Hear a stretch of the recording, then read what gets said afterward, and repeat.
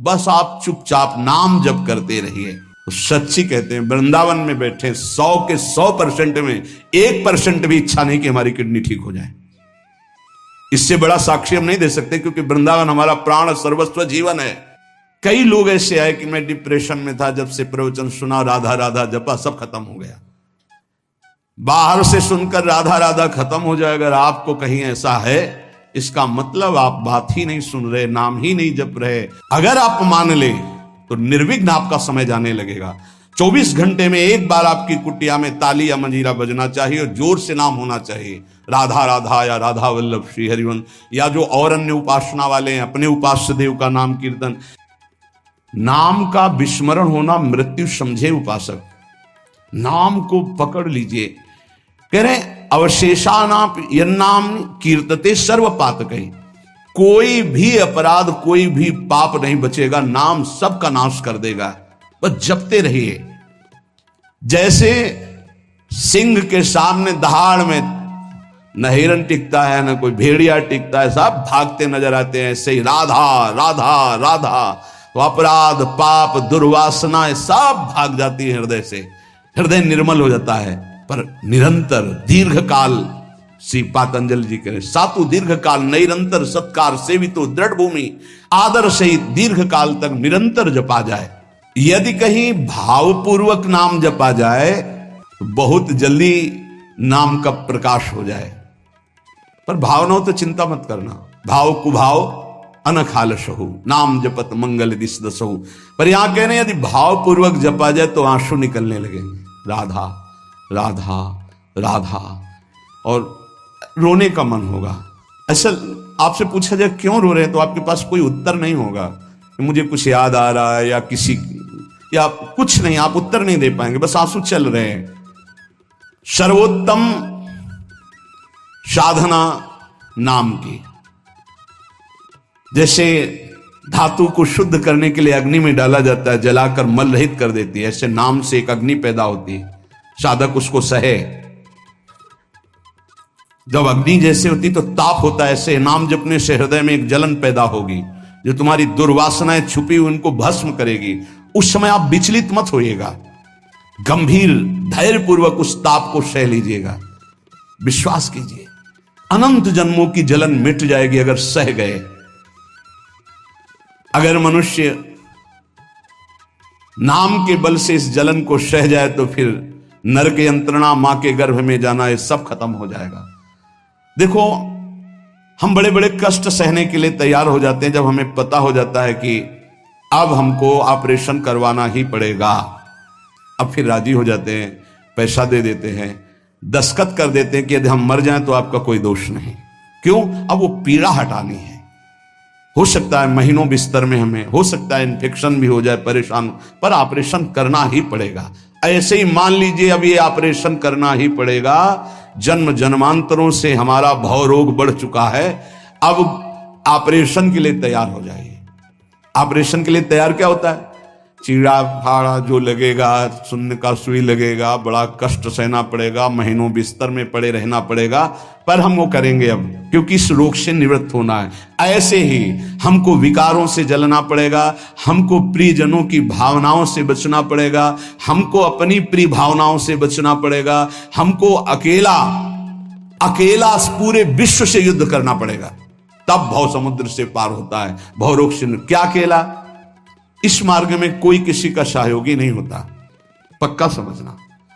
आपको स्वयं लड़ना होगा, क्योंकि अंदर का विषय होता है। बाहर तो हजारों लोग मित्र हैं, लेकिन मेरी अंदर की सामर्थ्य हमको बचाएगी। बाहर की सामर्थ्य जन समुदाय की नहीं बचाएगी।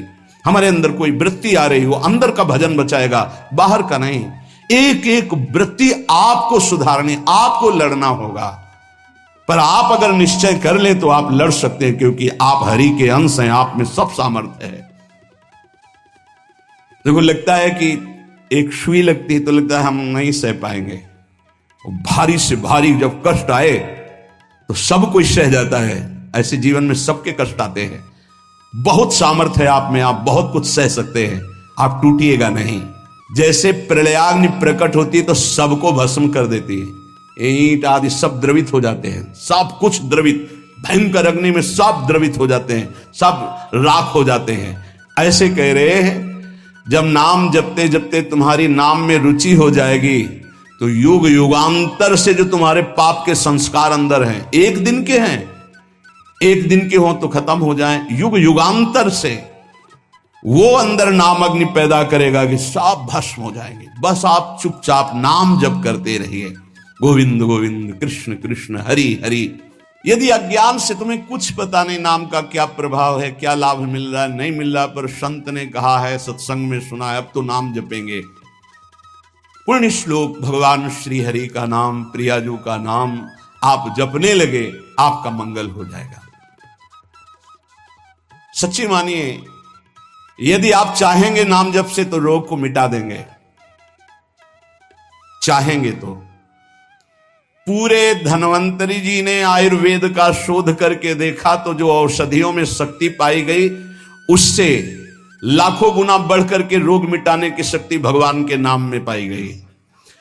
जैसे किसी वैज्ञानिक कैंसर के विशेषज्ञ जब उन्होंने सरकार की बात सुनी कि दतून करते हैं ऐसे, तो उन्होंने कहा इसका विज्ञान सपोर्ट नहीं करता है, क्योंकि विज्ञान प्राकृतिक बुद्धि का सपोर्ट करता है।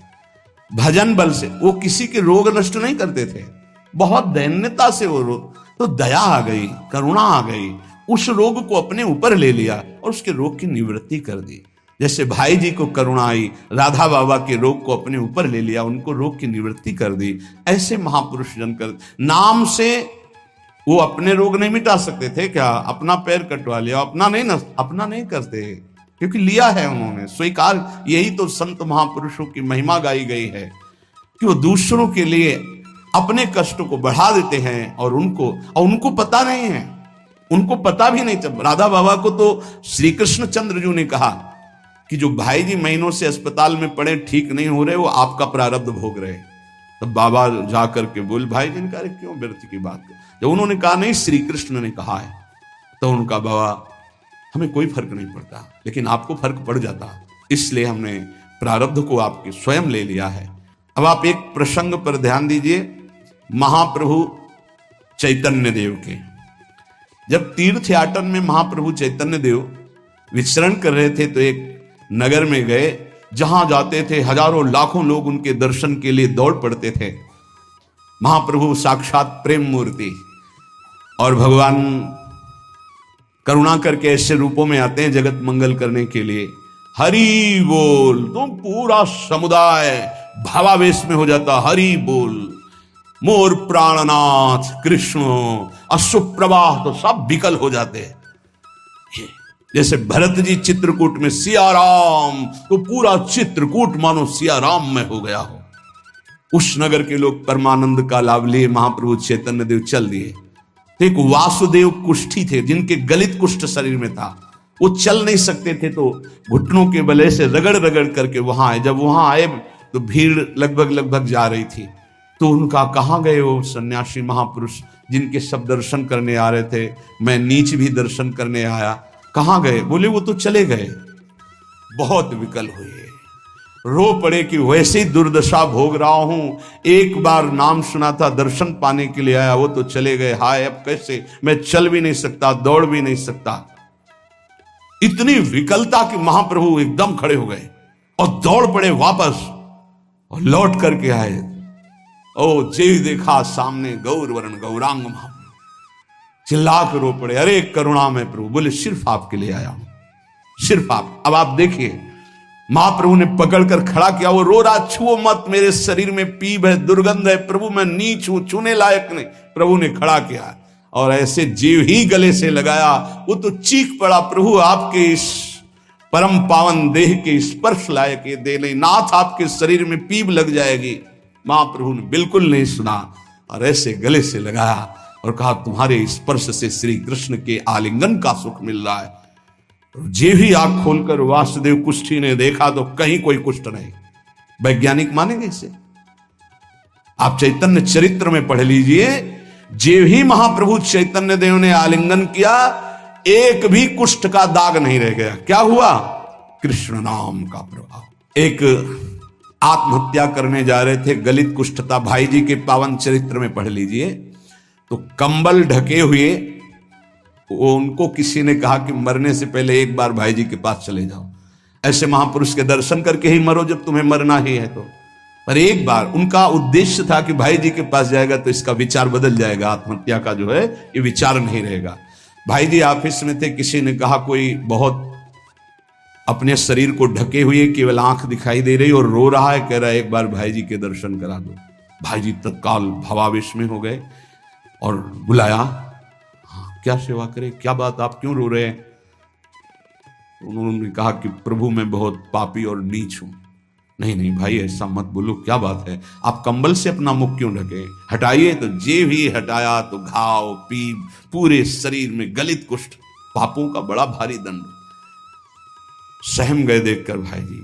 उनका नहीं नहीं कोई बात, बोले बस मैं आपके दर्शन करके आत्महत्या करना चाहता हूं, कोई भी मुझे कहीं समाज में कोई ठौर नहीं, सब मुझे घृणा की दृष्टि से देखते हैं, इसलिए मैं अपने भाई जी ने कहा नहीं नहीं तुम्हारे ऊपर श्री कृष्ण की कृपा है। ऐसे जे ही आलिंगन किया कुष्ठ गाय, चरित्र में पढ़ ले। क्यों? क्योंकि नाम जप है, संकल्प किया उसके संपूर्ण पाप नष्ट हुए, भस्म हुए, रोग गायब। रोग कहां से होता है? पाप का दंड है रोग, खत्म हो गया। कितना भी बड़ा रोग हो जो किसी और औषधि से न खत्म हो रहा हो और नाम जब किया जाए और संकल्प कर दिया जाए कि ये रोग ठीक हो जाए, तो हरिनाम औषधि से बड़ा असाध्य रोग भी ठीक हो जाता है। बोले कर लो अपनी किडनी ठीक, बीमार तो हो आप। तो सच्ची कहते हैं वृंदावन में बैठे 100 के 100% में 1% भी इच्छा नहीं कि हमारी किडनी ठीक हो जाए। इससे बड़ा साक्षी हम नहीं दे सकते, क्योंकि वृंदावन हमारा प्राण सर्वस्व जीवन है। 1% 100 में नहीं कि ठीक हो जाए, जैसे चला रहे वैसे चलाओ। अब इससे हमें ठीक होने का तात्पर्य नहीं, क्योंकि जो ठीक होना चाहिए वो ठीक हो गया। हम भले हैं, बुरे हैं, नीच हैं, अच्छे हैं, जैसे हैं। अपनी प्रियाजू के ठिकाना मिल गया गोरे चरणारविंद का, इसलिए इसकी जरूरत नहीं है। आप चाहे 100 वर्ष रखो, चाहे 1 सेकंड में इसको बुला लो, कोई परवाह नहीं इसकी। 100 गोपाल शास्त्र नाम का रोज पाठ करते थे, गिरिराज जी की परिक्रमा करते थे, पूरा जीवन हो गया था। और पैरालिस आदेश शरीर में उनके हो गया, लकवा जिसे कहते हैं, लकवा ही तो कहते हैं हिंदी भाषा। तो हरि बाबा, पूज्य उड़िया बाबा, ये सब जानते थे, इतने बड़े महापुरुष थे। उनके पास गए और कहा बाबा काहे को लीला कर रहे हो, अगर आप संकल्प करो तो पूरे भारत का पैरालिस ठीक हो जाए, आप अपने क्यों असमर्थ होकर पड़े हुए हो? तो उनका बाबा विनोद क्यों करते हो? क्या मच्छर मारने के लिए ब्रह्मास्त्र का प्रयोग किया जाता है? अरे ये शरीर छूटेगा आज नहीं तो कल, इसके लिए भगवान नाम और भजन का प्रयोग करें। नहीं, बाबा मुस्कुरा दिए।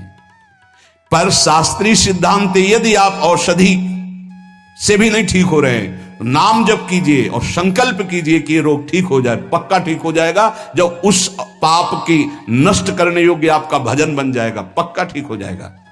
जिनके स्मरण और नाम कीर्तन से संपूर्ण मानसिक चिंताएं, शारीरिक रोग और भी व्याधियां, वो सब नष्ट हो जाएंगी नाम से। मानसिक चिंताएं, कई लोग ऐसे आए कि मैं डिप्रेशन में था, जब से प्रवचन सुना, राधा राधा जपा, सब खत्म हो गया।